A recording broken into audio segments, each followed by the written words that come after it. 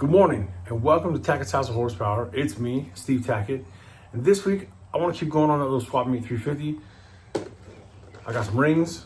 We're going to put these pistons together, see if we can get that bottom end buttoned up, and see how far we can get with it.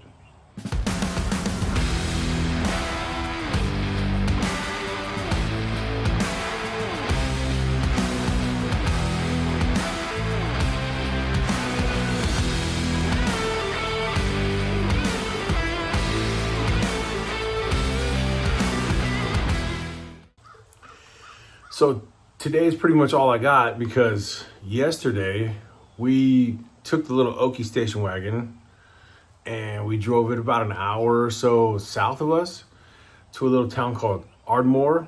It's right on the border with Alabama, and they had a pretty good sized car show down there. It was probably 1,000 cars at least, probably at least 1,000 cars. Big swap meet, vendors and food trucks and everything you could want. So we pretty much spent all day down there with the car club. We all met up and drove down there in a little pack. It was fun. So fun, but I didn't get much work done. So I don't know, Sarah can put those clips in there and you'll see. It was a lot of fun. Sometimes you just gotta kick back, take the day off, you know what I mean? But today I gotta get some wrenches turning.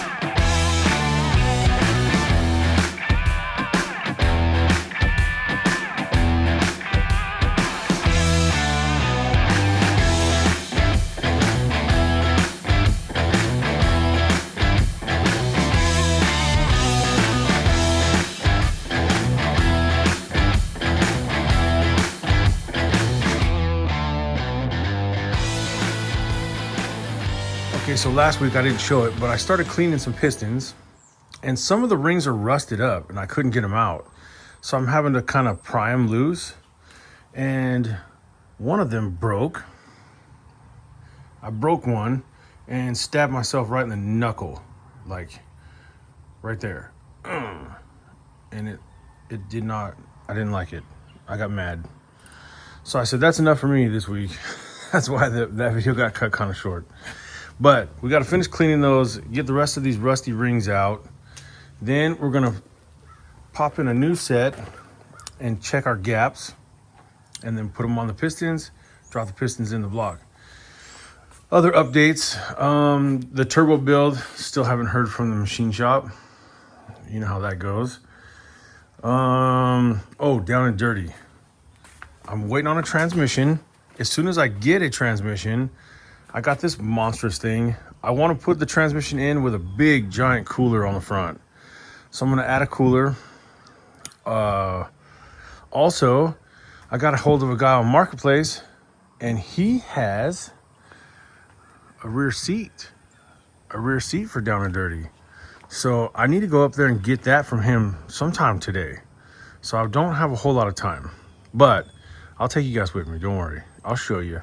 I'll let you see it. But hopefully, as soon as this project is finished, I'll tuck it away, and hopefully then the transmission will be here. We'll get on the transmission and transmission cooler. If I can get that rear seat, I can start on the interior and put some Dynamat in it and stuff. Try to make it as comfortable as possible and as complete as possible, because the plan is to start a drive and drag event with that car. So anyway, there's lots to do. Lots and lots to do. But anyway, I got some cleaning to do. Now for cleaning the pistons, I'm just using simple green because I don't want something too caustic. A diluted simple green will be fine. Don't leave them in there too long. If the pistons start changing colors, you got to stop because the caustic acid will eat the aluminum. So you don't want that. So while the pistons are soaking and I scrub them and then I soak them some more and then I scrub them. Anyways, let's take a look at these rings.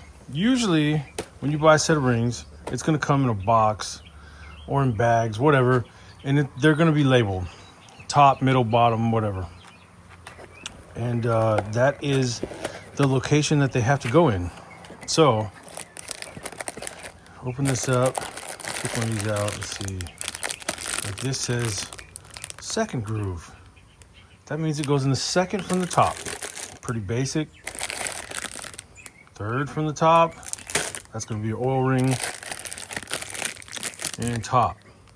Okay. Obviously the top two on a 350 is going to be compression rings. Grab a piston real quick. The top two are going to be compression. This bottom one is going to be the oil or scraper or whatever you want to call it. So let's start with checking the gap. So here's how I do it. Once you set gap on a ring to a specific cylinder in a specific location, it has to stay there. So what I do is I'll just leave it in the cylinder. So I'll put all my second grooves in first. I'll push them down with the piston, check them. If I have to grind them, I'll grind a little bit off, set my gap, and then it stays there. So I'll put the second ones in first, and then I'll do the top ones, and then flip it over and do the other side. And I'll just leave them there. That way they don't get mixed around and you're not doing, 12 things and get interrupted and then you come back and you forget where you were at. So once I push it down and check it, I leave it there and then move on. That way it keeps me from getting mixed up. So I take one piston, doesn't matter which one. Look at that, dude. It came up pretty clean. There is not a scratch on these pistons. I mean, there's almost no wear. These things can't be that old. All right. First thing I do is I put just the oil ring on it. I put just the oil ring on it and that's it. I'm going to use this as a gauge to push the ring down, the compression rings in equally. So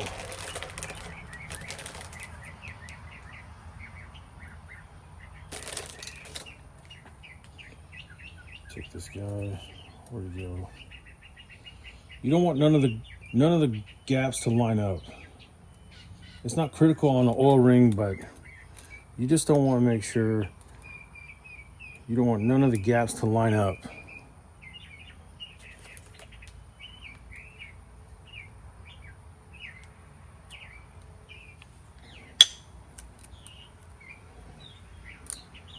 Okay, so I got an oil ring in there. Now what I'm going to do is I'll use that to push and it's going to stop.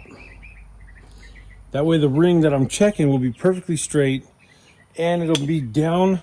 I want the ring to be past what's left of the cylinder ledge. Remember, the cylinder ledge is a space that doesn't get any wear. So you don't want to set your ring to this too close to the top.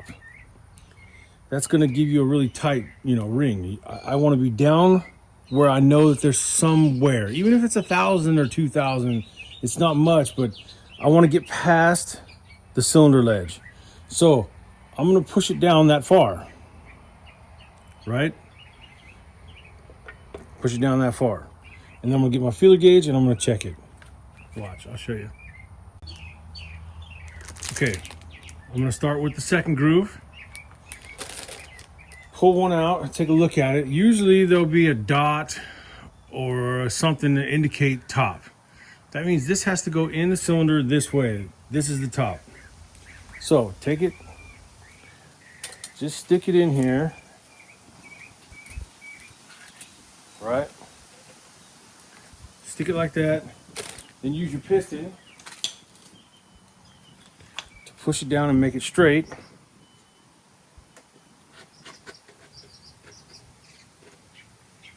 Right? Now, get your feeler gauge. Measure that gap. I'll get you in closer here, hang on. Okay, so the ring, like I said, is down past where the cylinder ledge was. Now let's try a 22. 22 thou fits in easily. And a 23, I just tried a 23 and it was tight. So it's like 22 and a half. Yeah. Which I'm fine with that. It's a stock engine. We're not gonna, there's no boost on it. There's no nitrous on it. So that's fine. Now what I'm gonna do is, I'm just gonna push this ring down. Just push it down. Out of the way. Leave it there. Push it down about halfway, leave it there. Now I'll get my top groove and I'll put it in here and do the same thing. And then I'll leave it alone. I take that back. I'm gonna run through all of the second rings first. So, real quick, make sure the top is top. Stick it in the hole, like that. Push it down equally with my piston.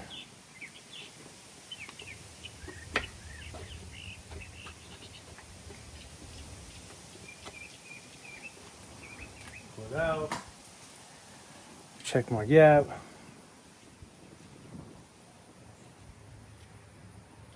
That's 22. Push it out of the way. Push them out of the way.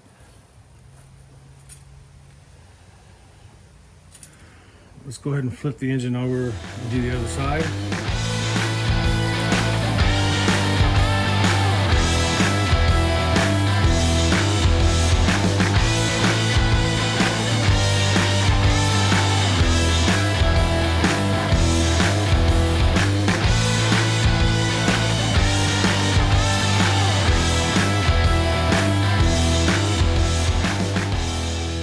I think they're all going to be good. But still, check them. Trust but verify. Beautiful. That's good because I was gonna have to file them by hand. If any of them were too tight, I was gonna have to cut them by hand because I have a ring gap tool grinder, but it's packed away somewhere in one of those totes. So, all right. Now that we've got all the second rings done, we're gonna push them down out of the way and we'll do the top rings. Okay, now these top rings are a little more tricky. These particular rings, they don't have, I don't know if you can see it, there's no dot, there's no arrow, there's no top, it doesn't say anything. There's no markings. So you gotta be extra careful with these ones. And look, check your instructions, it'll tell you right here, top ring, and you'll see that there's a chamfered edge on the inside, and they want the chamfered edge up.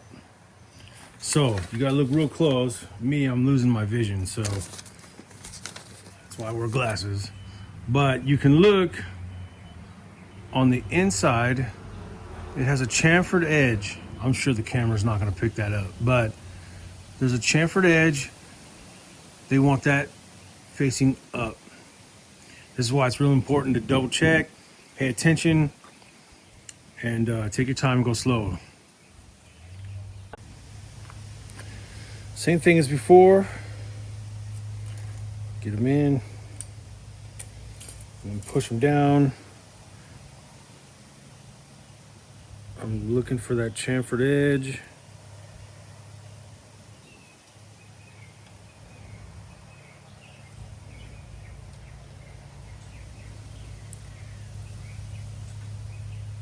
These rings are not, these are kind of just buy it, install them type rings.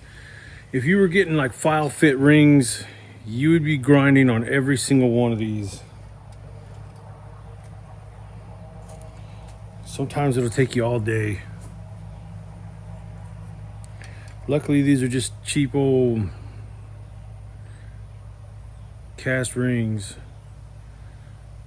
There's not much of a chamfered edge either. It's hard to see it. They don't make it easy. Especially when you're getting old and you don't have the vision you had when you were 20.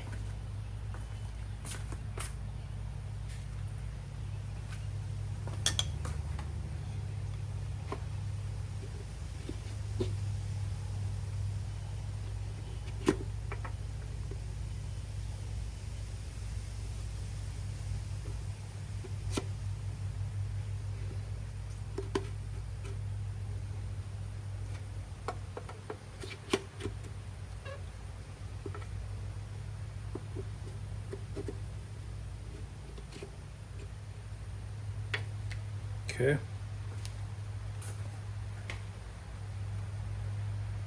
Let's see what we got.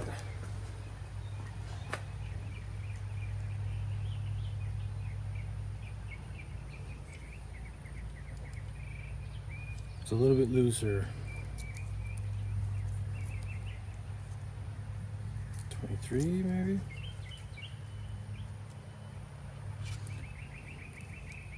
I'm gonna guess it's probably about 25.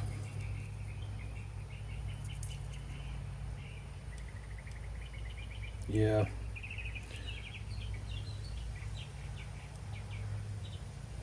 .24 fits.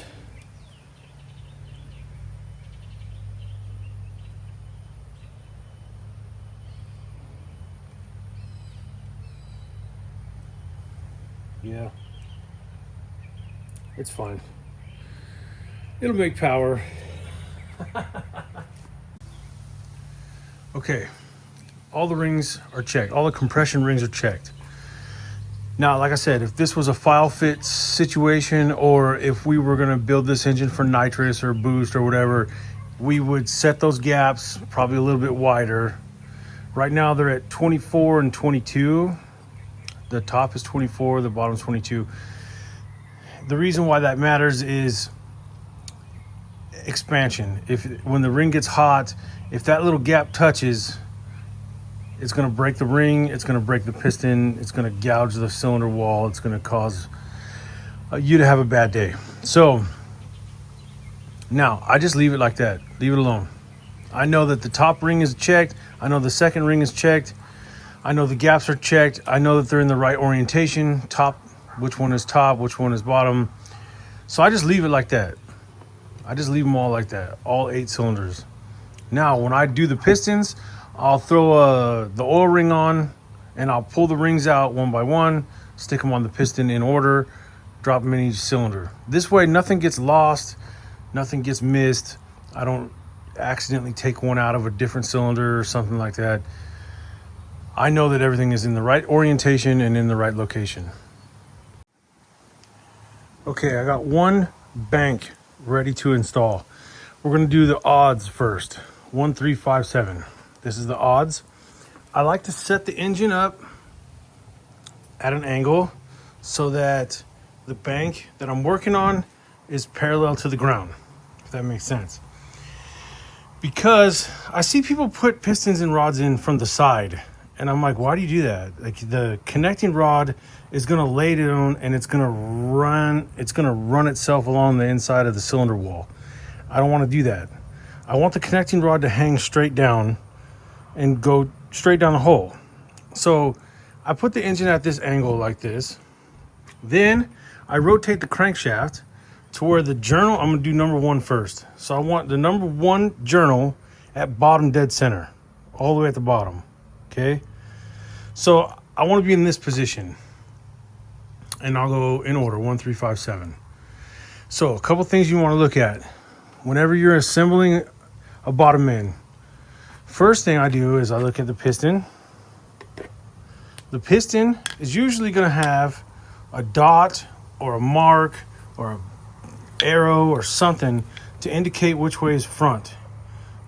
In this case, we got this notch right there.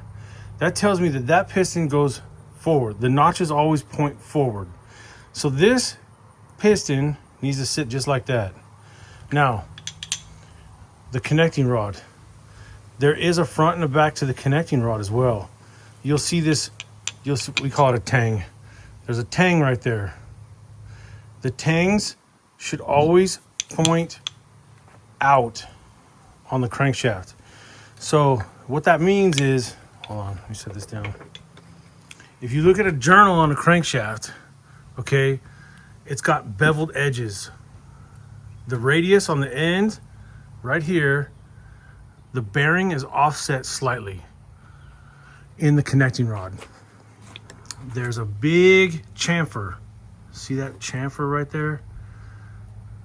That chamfer needs to face, in our case, because we're working on the odds, the chamfer needs to face forward on every single one. So 1, 3, 5, 7, the chamfer needs to point forward. So the bearing is slightly offset to the rear. And I'll show you that in a second when I put the bearing in. It's really noticeable when you put the bearing in. Okay, so we're gonna start with number 1. I made sure the crankshaft is at the bottom dead center of the stroke. Now, I pulled my rings out, stuck the rings in order. Now look at that bearing. It's not centered. It's off to one side. You got this chamfer right here. That big chamfer is right there. So this on the odds 1, 3, 5, 7, the notch of the piston and that chamfer are going to be on the same side. On the evens, it's going to be backwards. It's going to be opposite. So 1, 3, 5, 7 should look like this.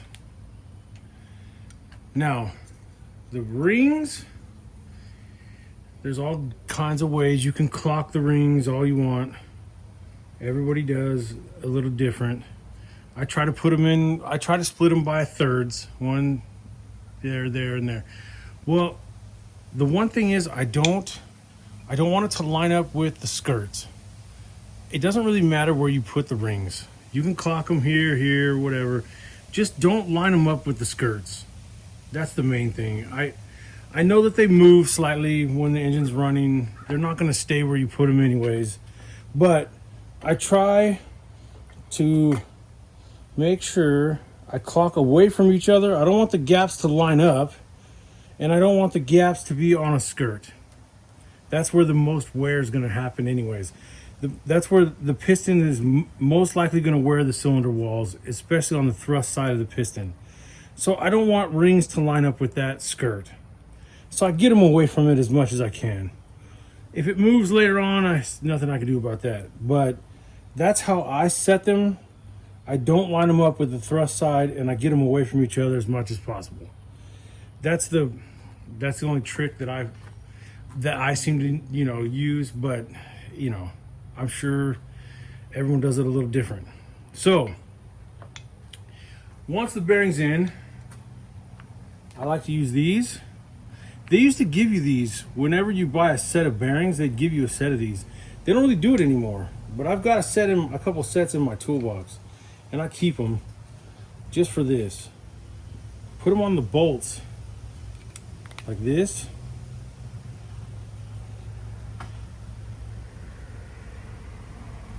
And with the engine block at this angle and the crankshaft at bottom dead center, the rod's gonna wanna hang straight in the middle. So when I put this in, it should be real easy. It should go straight down. It shouldn't scratch the cylinder wall, and it shouldn't hit the crankshaft. This will protect the crankshaft. It's gonna hang in the center. It shouldn't scratch anything. And we're gonna really try our best not to hit the crankshaft ever. We don't want to put a ding in the crankshaft. So I use these. If you don't have a set of these, it's fine. Get you some fuel hose or something, a piece of hose, stick it on the bolts, just to protect the bolt and the crank. All right, I put some oil on the cylinder, I put some oil on the piston, I put some oil on the wrist pin. I'm gonna switch back to my Isky lube for the bearing. Just a little bit, you don't need a lot.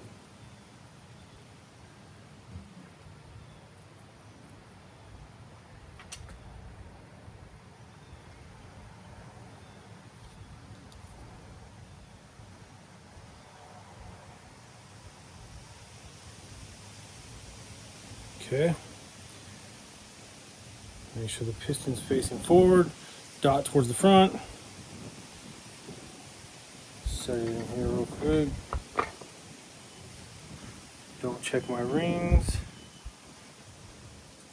I got them clocked about here. Okay.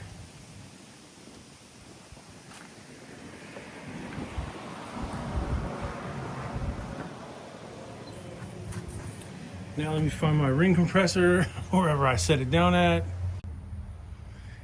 I use my cheapy ring compressor. The best ones are those tapered rings. Those work awesome, but you'd have to have one for every size piston.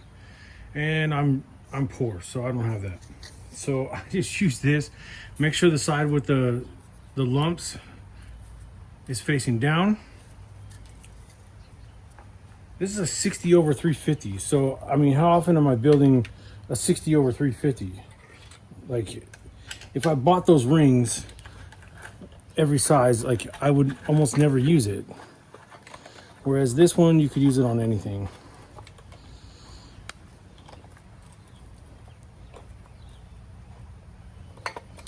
Okay. Make sure it's tight. Now, get the skirt drops right in. There we go. Do a little tap around the edges. Now I reach in here and I grab the little rubber pieces on the bottom of the bolts. I grab onto that.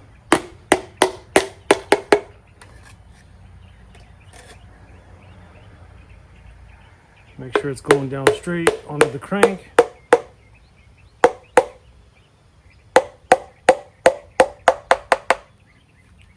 There you go. Pull your little rubber booties off. Like that. Take your cap. Bevel side is going to face forward, so I know it goes like that.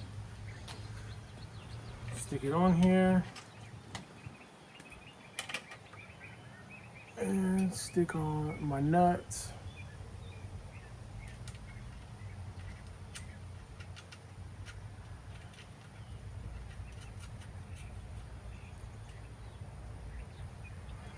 Wait, before I do that, I'm going to stick a little bit of assembly lube on them.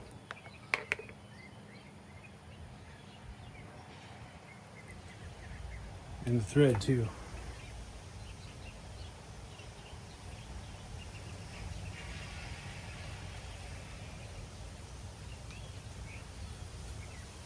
I want that assembly lube on the face of the nut and on the thread, a little bit on the thread. That way I get the least amount of friction as possible. When I'm torquing these down, I want to get the most accurate torque spec as possible. So there you go.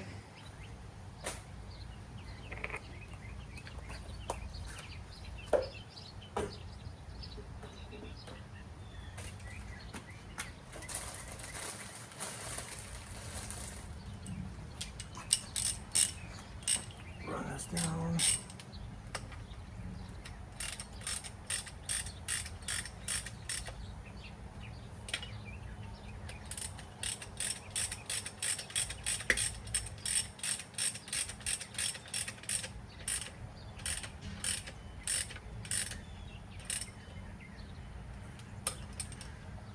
Okay, just hand snug. I gotta go get my torque wrench. Okay, let me just torque these down. These are just stock rod bolts, so I'm torquing them to 45.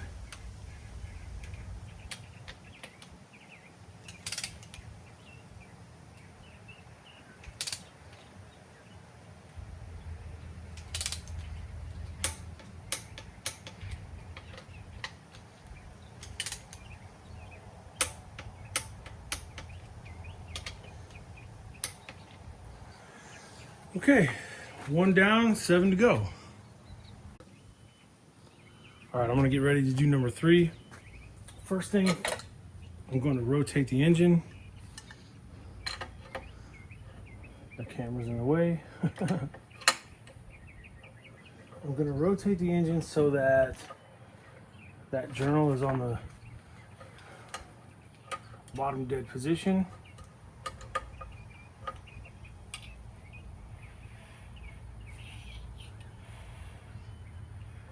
Right about there. Okay. Install my rings.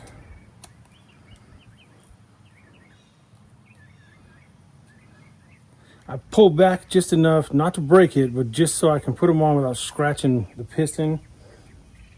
I don't want to do that. Chamfered edge up. Yep.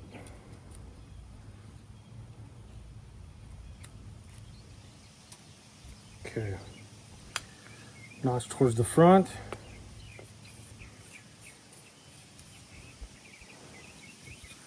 Spin my gaps away from each other. Okay.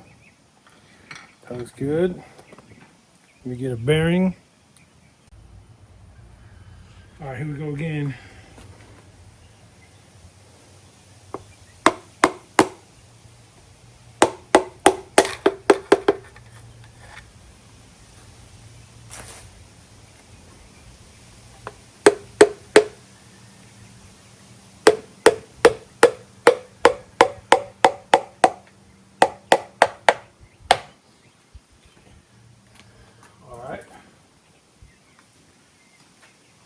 Get my cat, there we go. Lost it.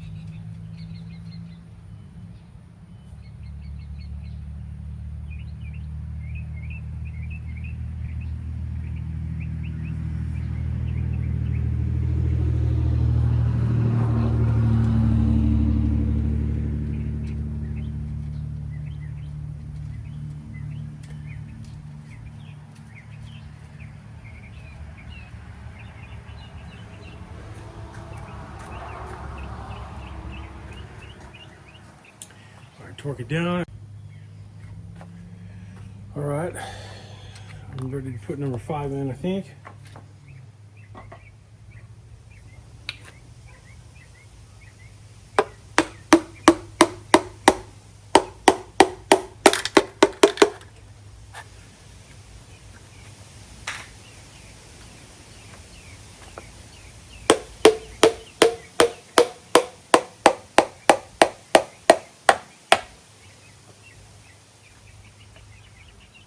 Okay.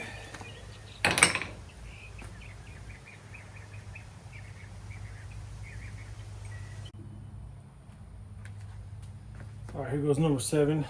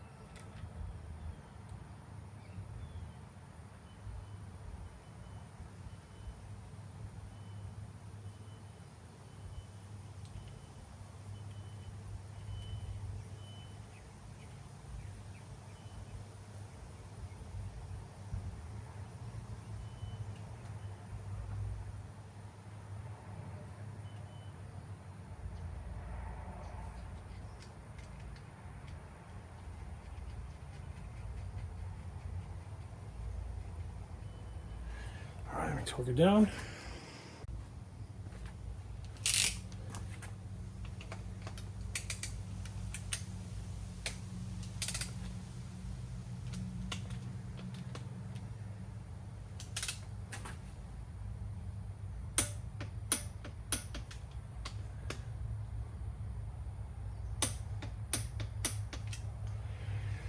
All right, that is 1357 finished.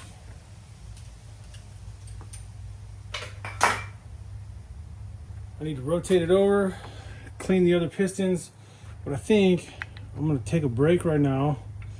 I gotta take an hour drive to go get that seat, and hour there and an hour back. So I don't know, I might just hold off on the other side. I don't know, let's see. Let's see what time it is when I get back. I'm gonna take off, head up there. Hopefully the seat's in good shape, and we'll pick it up for Down and Dirty. Well, I think I found the Chevelle honey hole. Look at all these Chevelles. He's predominantly 66, 67, but he does have some 64, 65 stuff. And this is where I got my seat. So if you're looking for Chevelle parts, send me an email and I will get you his information. This guy's awesome, super cool guy. And he's got more stuff back here I can't even show you, but this is just the front half. Like, if you're looking for Chevelle parts, send me an email and I'll get you his information. All right, mission complete. Got a rear seat for Down and Dirty. The frame is in real good shape, no broken springs or anything like that. I want to get it reupholstered. Black, obviously. We'll put a black interior in it. But yeah, awesome guy. Chevelle guy, lots of parts. He does have some 68, 69, you know, that body style. Mostly 66, 67, and some 64, 65 stuff. So if you need Chevelle parts, and oh, he does ship anywhere in the, I think the 48, lower 48. So if you need Chevelle parts, hit me up. I'll get you in touch with him, and he does ship. All right, I'm gonna try and keep going on this bottom end, see if I can get the other 4 pistons at least cleaned up and ready to install. It's getting dark already though. The days are definitely getting shorter and shorter, and some of the leaves on the tree are starting to change colors already. So yeah, that's what it is. It's that time of year. So I'm gonna keep cleaning. I'll give you guys an update here later on in the week. But yeah, had a good weekend. Tomorrow's Monday, back at it. But I'm gonna keep going on this engine a little bit longer. Okay, it's not quite dark yet, so I'm gonna keep going. I got the pistons cleaned up. You can tell that these are evens because if the notch is facing forward, the tangs, the big tangs, are gonna be facing towards the rear. So that means the bearing and the chamfer, the big chamfer we talked about earlier, is also gonna be pointing towards the rear. So it's basically a mirror image of the other side. So you know what I mean. Let me start sticking rings on these. I'm gonna start trying to pop them in real quick before it really gets dark. Well, I just went ahead and powered through and got all of them finished. All 8 cylinders have pistons in them, and just in time too. The sun is down. You can kind of double check your work if you stand back and make sure that all the pistons, the little notch, should be facing forward on both sides.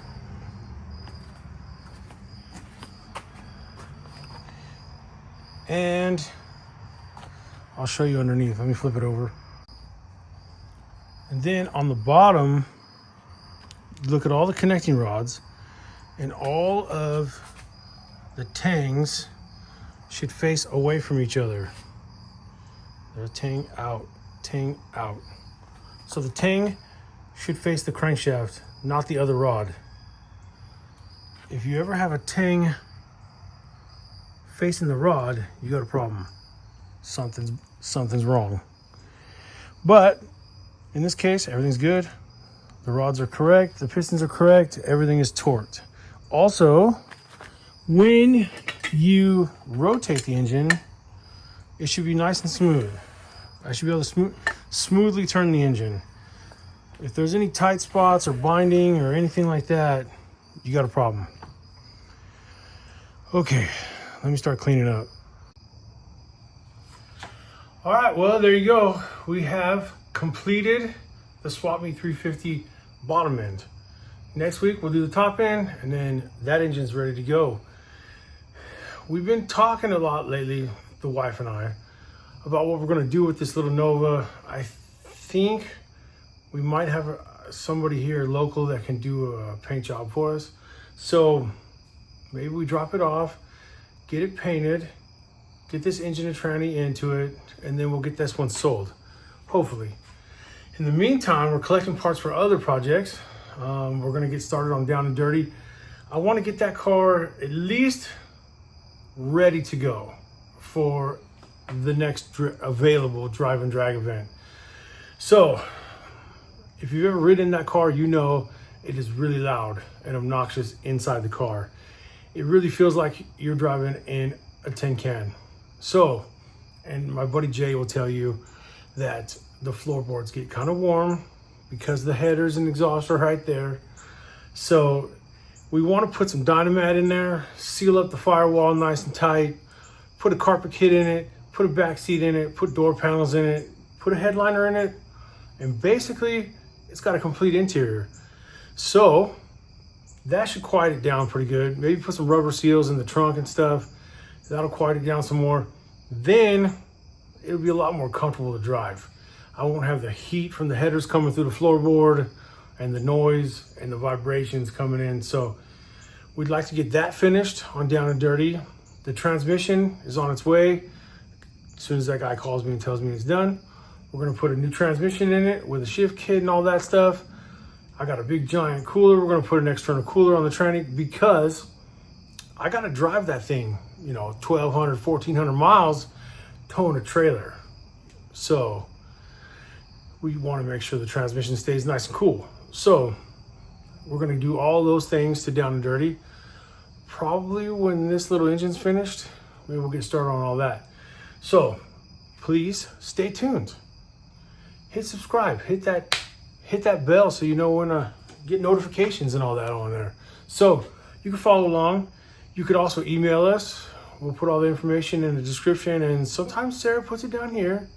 When we remind her gently, she'll put it there. But we have a website, we have a Facebook, we have an Instagram, we have all those things. So you can comment here, you can comment there, you can send me a DM, direct message on our Facebook page, or an email. I'll get back to you on that too. So reach out to us. Anyways, I'm tired. It's been a long weekend. I'm ready to clean up and go to bed. I'm too old. Anyways, till next time. See you.